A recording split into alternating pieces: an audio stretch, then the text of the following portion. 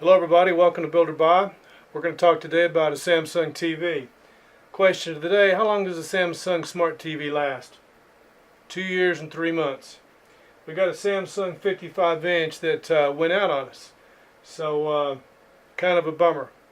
2 years and 3 months. Got it from Costco, didn't get the extended warranty. Never been a fan of extended warranties. Love the TV. Been a fan of Sony, but really like the Samsung. So long story short, we got another one. Now we went down to Costco. We have a 55-inch. This particular 55-inch we were looking for, which is a step up from this, does the HDR, high definition, all that good stuff, 4K. They didn't have what we were looking for in a 55-inch, so we had to settle. We had to settle for a 65-inch. So that's what we're getting ready to do. Is we're going to do an unboxing and setup of a brand new Samsung 65-inch TV. So what we're going to need to do is we're going to take this old TV down, then we're going to get the new TV in. Stay with us. And there's also a sound bar in front, so I think the sound bar is going to work better with the new TV, because the new TV, instead of having 1 foot, it's got brackets on each end, so it'll be just a little bit higher for this sound bar. And it talks about for greater than 32-inch, 2 people, load upright, never lay flat, do not strike the front. This is the front. Never let the TV fall over. So we're going to open the lid, and what we're going to have is a TV, remote, power cable, and there may be some other ingredients in here. Then we've got tabs down at the bottom we're going to release. So we're going to go ahead and get a knife and open the top of this.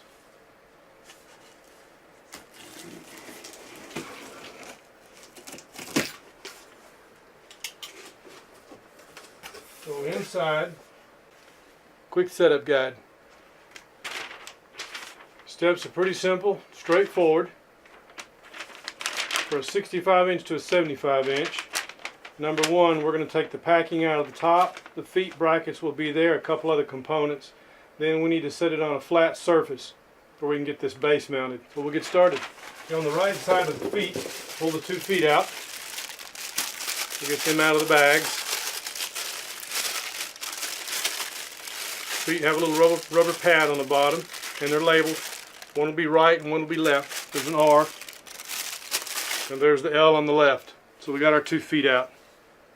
Here's the I/O box for the 1 connect. Here is a plate, looks like a cover plate, and here's the user manual, all in one piece. User manual with the remote, power cable, batteries, and some other brackets. I'll go ahead and get the batteries out for the remote while I'm at it, and the remote, and the power cable. Power cable is usually black on this model. Power cable is gray, kind of that gray putty color. So these grommets are what they call for a wall mount.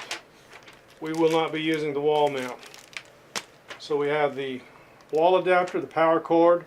There is a cover terminal that goes on the back. We have that played out. We have the 2 feet, another cover terminal, the 1 connect cable and the 1 connect device. Then the remote, Samsung Smart Remote with 2 batteries, and the user manual regulatory guide. So since this is of the size it is, we will watch this as step 1 proceeds. And we need to be able to lay this down on a flat surface of the same size. That's going to be tricky. First thing is to get the parts out, release the box, and get that off of it. But once I get that off of it, I've got to be able to lay it down, face down.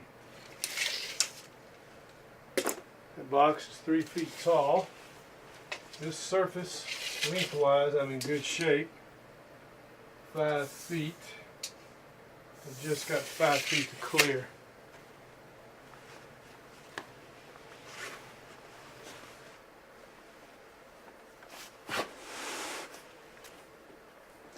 Pull those tabs out. That unlocks.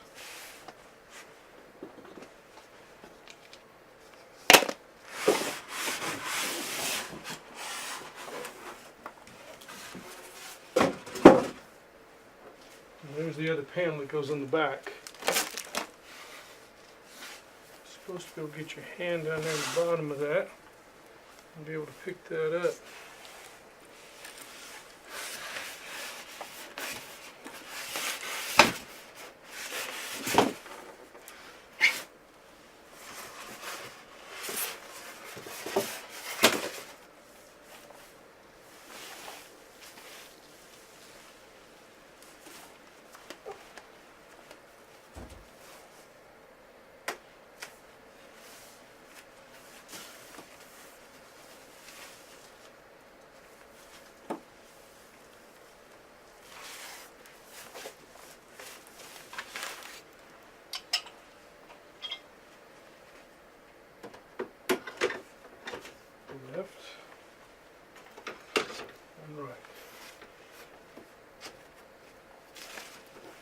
It's interesting, those feet can be mounted further out, like outriggers. Okay, so there's two sets of holes. We mount them to the furthest outriggers. And these access panels are so you can put your cables in and cover it up. I'm not sure I want to cover all that up. I'll have to keep that exposed.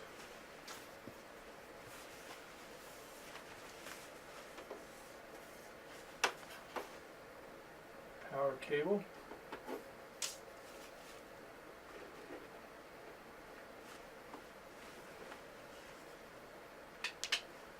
Right down the leg. Power cable on that side. And the Smart Connect cable. Samsung Smart Connect. So instead of coming out of the back, we'll come out of this thing. Interesting. Never have seen this before. So with the Smart Connect cable attached, panel on it, cover it. So it can be popped off easily enough. That's not bad. The other panel on the other side keeps the connectors clean on these other cables. Oh, USB 2, the antenna, HDMI, and the One Connect. The network still has to go through here. There's a USB and there's an X-Link down there. We still have to put the network on there, so I'll leave that off until we do. Now I've got to stand this thing up with these cables and spin it around. Can't put the network cable until I get it up because it'd be in my way.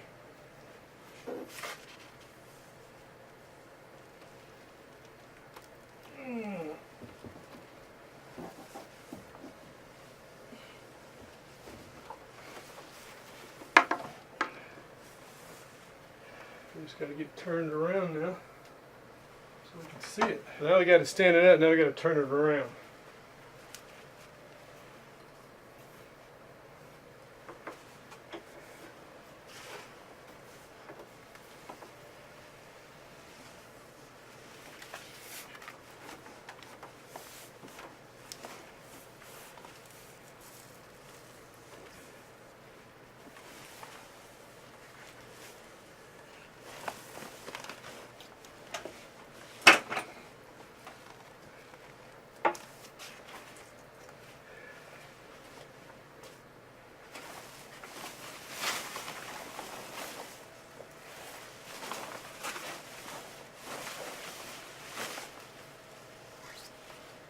Not remove until TV setup is complete. We got some plastic here across the bottom. Peel that off.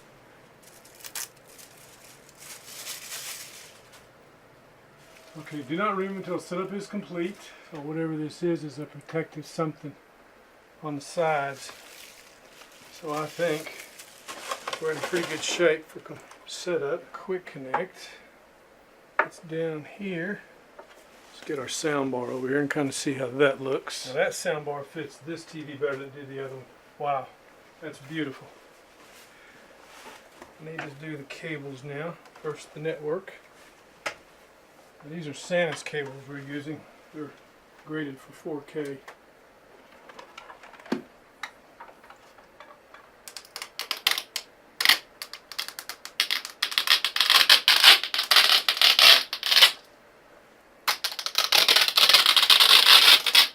So those protect the monitor.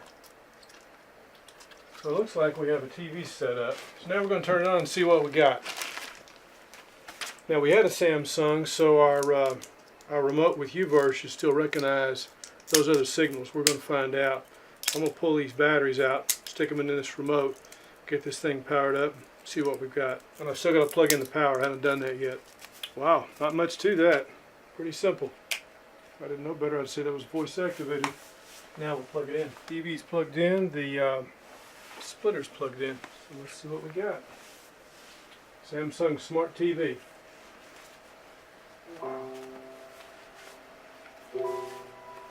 Let's turn on the speaker and sync up with it.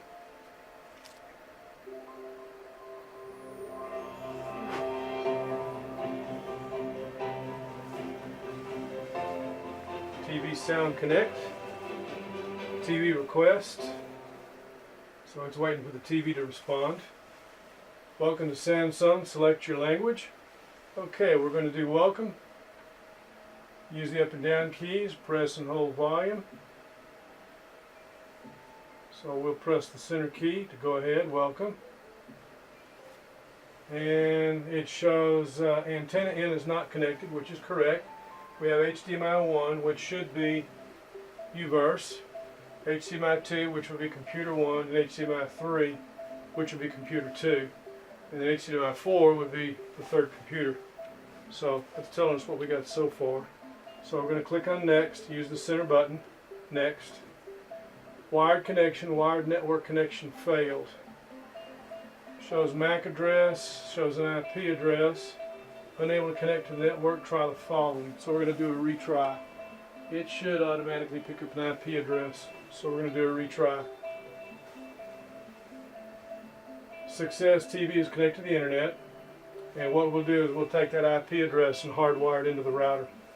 DHCP reservation. Okay, Smart Hub terms and conditions, privacy policy, view details, view information services, interest-based advertisement, voice recognition services.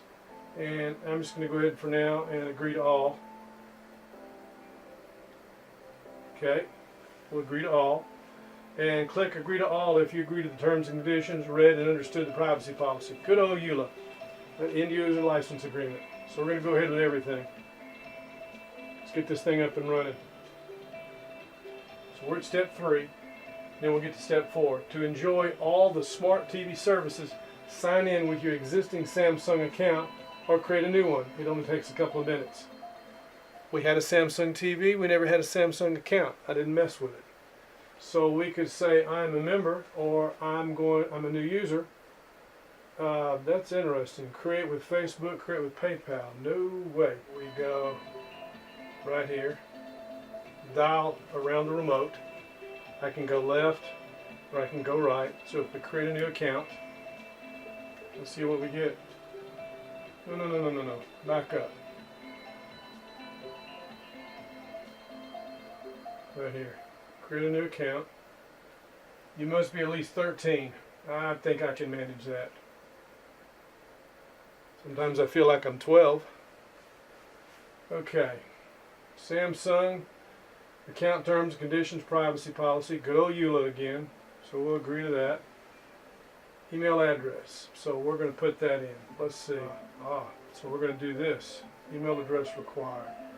Okay, so at least 5 to 50 characters in length, including your email domain. Yep, we got that. So next. gboyd@builderby.net. You can use this ID. Well, I hope so. Enter a password.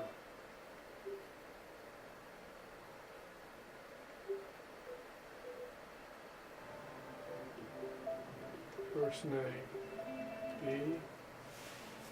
This is pretty cool. Alright, account created. Congratulations. Your account has been added to this TV. ID, gboyd@builderby.net. Sign-in method, profile, image only. Next. Check your zip code. Next. Information. Keep pointing your TV remote at the device to allow your TV to detect it. We'll recognize. And it's got it. Look at there. It says HDMI 1. I had the box off. It shows HDMI 1, AT&T U-verse, HDMI 2, and HDMI 3. How cool is that? And we got one more input we can use out of this box for the other computer if we choose to. Identification is complete. You can use your Samsung Smart Remote to control your TV and any other devices below that are marked with the Samsung Smart Remote icon. So with this remote, we have access to the AT&T, to the PC number 1, PC number 2, and of course later when we plug in PC number 3 up here. So we're going to go next. And it shows TV setup summary. Your TV has been set up as shown below. We have HDMI 1, AT&T U-verse. We have HDMI 2, PC. We have HDMI 3, also a PC. The network is wired. And we created the account. And next, create your own smart hub below. I'm going to say done. We could add YouTube later, and we could add Google Play. I think we have a $125 credit for Google Play, and we can also add Prime Video, Amazon Prime, and pair the account with this TV. We never did do it with the other Samsung, but we don't need to do it right now. So I'm going to go up here to skip TV Plus, Netflix, Amazon Prime Video, Facebook Video, Hulu, Google Play Movies and TV, Vidu, Sports, Music, Internet, YouTube. So your very own smart hub. We're at step 4. We're going to click on Next and test your remote. Test your remote, try using your remote and see if it works. TV request, we're trying to pair the remote with the TV. Push up or down to change the channel. Oh wow, that goes a page at a time. We can go to Next. Let's watch TV. Start watching.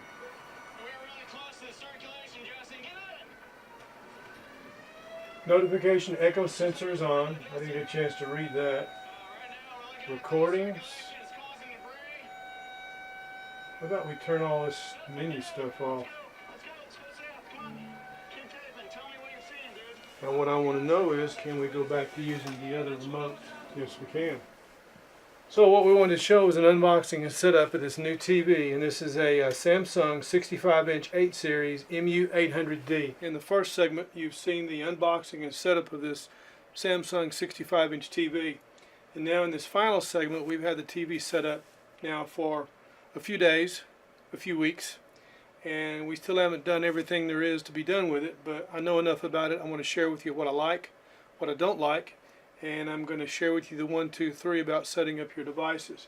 Now right now we have 3 computers hooked up to this, and this particular Samsung, what I like about it, it's a 4K TV. I have not had any 4K content on it. It's all 1080, but it's 65-inch. Everything looks amazing, everything looks real.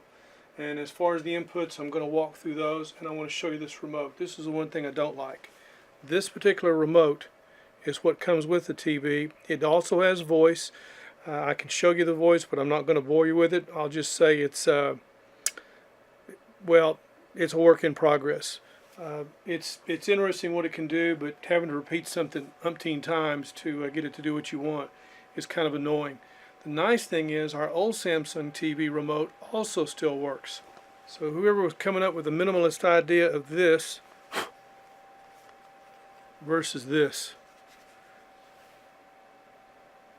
Now I can get the job done with this, but I like this remote a whole lot better.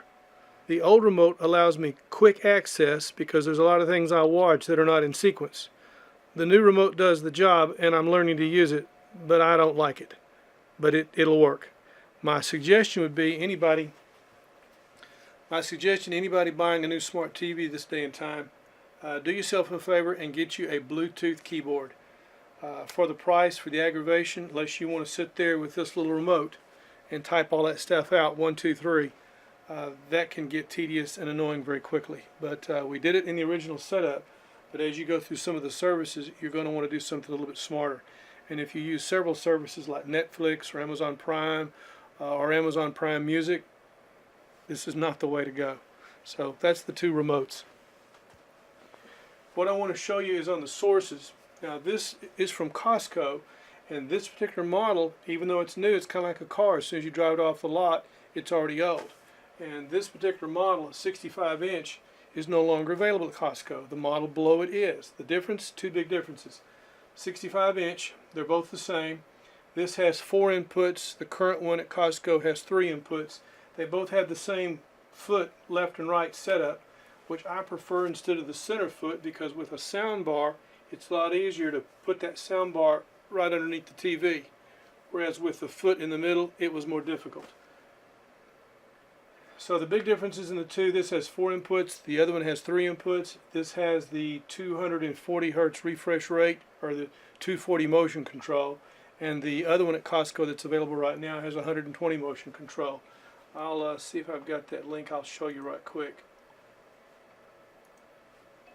Okay, 65-inch 4K, it's a smart TV. It's got the box on the side to control, which we showed when we were setting it up. And this particular model is less money. I'm glad we got the other model. But anyway, this has 3 HDMI, ours has 4. My personal preference would be to have 6 HDMI, but they didn't ask me, so I didn't get a chance to tell them what I'd like. Now, using this remote, I'm going to go through some of the buttons and I'll show you. There's a home button, there's a back button, there's a pause play button. You have the round dial, a center button to push. You've got a button up here for voice. You've got a 1, 2, 3 button on the left, and you've got color buttons over here on the right. And then at the top right, there's a little red button for power. And right next to that, in the center top of the remote, is where you speak into the mic for the voice. And down here on the other two controls, you've got volume on the left. All it does is mute. And you've got channel changing on the right. Not my favorite, but it works. So I'm going to go to the home button, and we're going to take a look at the inputs. Now right now, I have 3 computers up on this, and we're at the far right end. When you first set this up, you want to go all the way to the left, and there's 2 buttons over here we're going to look at. Now I've got this muted right now, so I'm using the circle and scrolling to the left. And we have to do this to get all the way over, and I'll go through some of this in a minute, to get the settings. Because another nice thing about this TV, it has HDR. That is turned off by default. If you want to turn it on, settings, picture mode, go from standard, dynamic, or settings. And if you'll notice, there are some things that may be grayed out. For example, broadcasting. If we were on the cable connection, we would have access to broadcasting, and I have that hooked up. But on the broadcasting, I have 2 sources.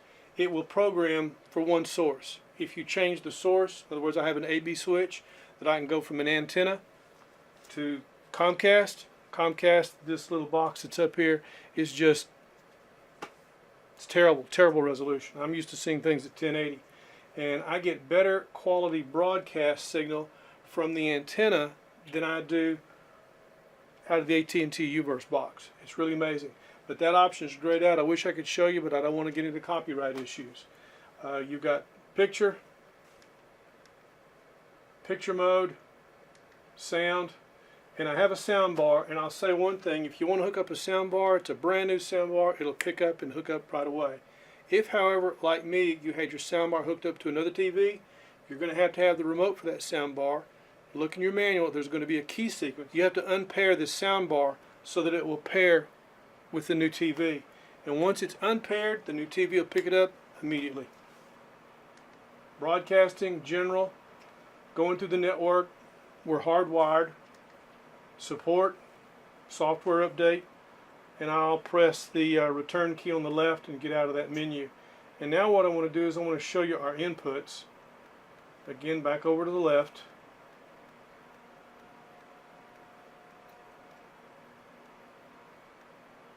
And if I click on source and then go in the circle up, notice this has a check mark. Now if the computer were asleep, it would show a different color check mark and I wouldn't have anything on the screen. And I'm going to disconnect this and show you how quickly it'll pop up on a new input. So I have 3 computers, 3 HDMI inputs. The first HDMI input I have on AT&T U-verse. It picked up on that and configured immediately. Same thing with the TV. I wish I could show you, but I don't want to get into copyright issues. So all I'm going to show you are the inputs with the computers.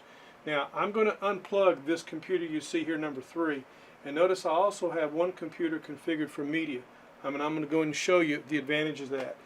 The old Samsung TV did not do a real good job of playing different types of media. I'm having better luck with this new TV doing it. Our Sony TV that we had for 7 years did a wonderful job playing media, anything I had, videos as well as movies. And I'm still working through what this TV is capable of, but I like it. It's incredible. And I also have, I do not have Netflix configured for video, but I have watched Prime Video. And Prime Video, Amazon claims that they have 4K videos. I have not seen them. I have not found them. I've read what they said, and it's not there. So I'm thinking about hooking up a Roku 4K to it. And if I do, I'll do another video and tell you about it, because I want to see some 4K content on this thing. So let's go back up to the inputs. Press the home button. We'll go all the way back over again. This is what's annoying, having to do this every time. Search, source. So I'll click up and I will go to a different PC. Now from that PC, what I'm going to do is unplug this so you can see what's going to happen when I unplug and plug it back in. So you can kind of get a picture here with the laptop. Okay, I've unplugged. Computer blinked. Nothing changed here on the TV. I'm going to plug this back in and it will configure. Computer blinked. This will blink. Detecting device, you can easily control the detected devices with your smart remote. And in just a minute it'll switch over to that input. And I'll show you the default. PC is successfully detected, changing to the source PC.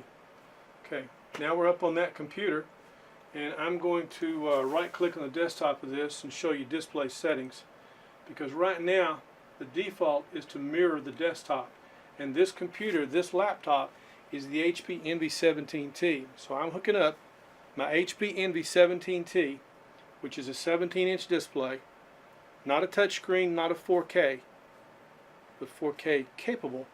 And I'm going to show you when I change with this TV from being duplicate the displays to extend the display. Now when I extend the display, keep the changes, the desktop is going to change. My desktop on a computer that has my icons, over here I've got just wallpaper. But what I'm going to do is scroll down on the computer, and I'll take this and put it up here on the TV and show you the display settings so you can see a little bit better. We're extending the displays, and it still says 1080, but that's display number 1. We're going to look at display number 2, and it now says 2160, 3840 by 2160. It'll also do 4096. So recommended, we're now seeing 4K. So the HP Envy 17T that's got a 4 gig NVIDIA graphics in it, and right now by default I imagine we're working off the default video, which is part of the CPU, which is Intel graphics, and we got 4K. We're looking at a 4K desktop. So we could play something. Let's see if I still have access.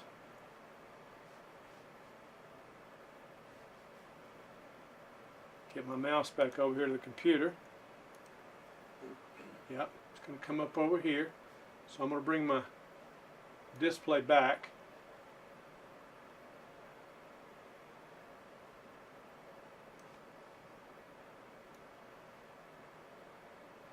If it'll let me.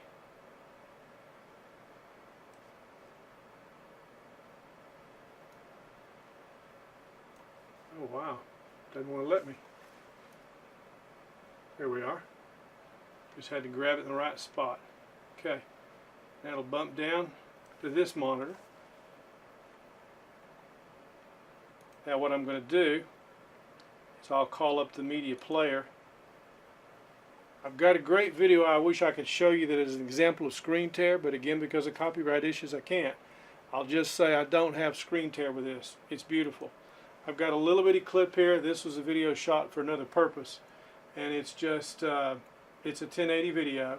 This was for the Decimator MDLX converter with the display port, and all it does, there's no screen tear there, but it talks about the payload, 1080i 59.94, and our delivery is SMPTE level B. That was for that converter, and it automatically popped up on that other screen.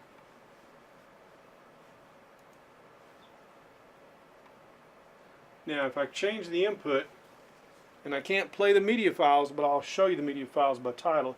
Again, don't want to get into issues with copyright.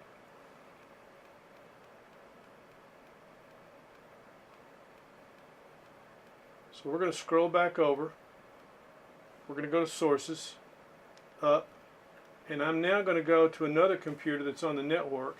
And what I want to point out here, it's important to name your computers something that's easy to identify so that they're all different. For example, I've named this one 8350 Top Media because there's an 8350 processor in there. I'm going to go to that computer, and I can look at music, pictures, or videos. I happen to have some music in here. Can't play it, but I will show you what's here. As an example, I've got Carl Jenkins, Diamond Music. It's an MP3, Palladio, Allegretto, back, down, Sarah Brightman, down, Eden, MP3, back, I'll go to the movies, back, let's go, we're in music, let's go back, and what we're seeing is what's available for this user that's logged on, which is me, Gil Boyd. I'm going to go down to all videos, and I can see here the videos I've got. Daniel Bradbury, Halsey Alone, 2 different versions. Zed and Maren Morris. Dua Lipa and American Idol, Over the Rainbow. So I'll go back, and when I get completely out of this, it'll say, do you want to exit the app? And I'm going to say yes. Do you want to exit? So we'll exit. So we go back to the previous desktop, which is this particular computer, this laptop. Now, because the computers go to the far bar on the far right, all 3 computers are in a row. So all I have to do is cycle through these 3 computers. They're right there together. And I could change the order of these if I chose to. Right now they're still the default I wanted to show you. And if I clicked on music, this is Amazon Music. It gives the code like it always has, where you register, so that way you take that code, register it on the computer, and then you can come back, play Amazon Music. Now for Amazon Prime Video it was different. I logged in with the account name and password, and once I logged in with that, then I was immediately playing the videos. Also have access to YouTube. I've run the YouTube, and I did a search on the video. A lot of things I've tried to search that we have on YouTube for Build or Buy, it would not come up. The one thing I was able to say clearly enough with my diction was HP Envy 17T laptop unboxing and setup. And I finally got the video up about this laptop. So I'm telling you about it in case you want to see that video. So now we have a video up about the Samsung TV. Now, when we originally shot this video, this was not the primary goal. That TV went out that we'd had for 2 years and 3 months. It went out on a Tuesday night. We had Build or Buy on Wednesday. Wednesday night when we came home, unloaded, we bare-tailed it to Costco, and we bought a new TV. We were looking for a 55, didn't have it. We got a 65, and I'm glad we got the one we did. 4 inputs. So I hope you found this useful. I think it's a pretty neat thing. Like I said, I've got 3 computers hooked up, and the primary is AT&T UVerse on HDMI. I have 4 HDMI devices and 2 devices on cable. But if you select one cable, whatever device it sees, you have to let it program to see the channels for it. And in fact, it's interesting. We originally had, and I'll tell you about this real quick, for an antenna, we had a Mohu the Leaf Ultimate, which was, I thought, okay.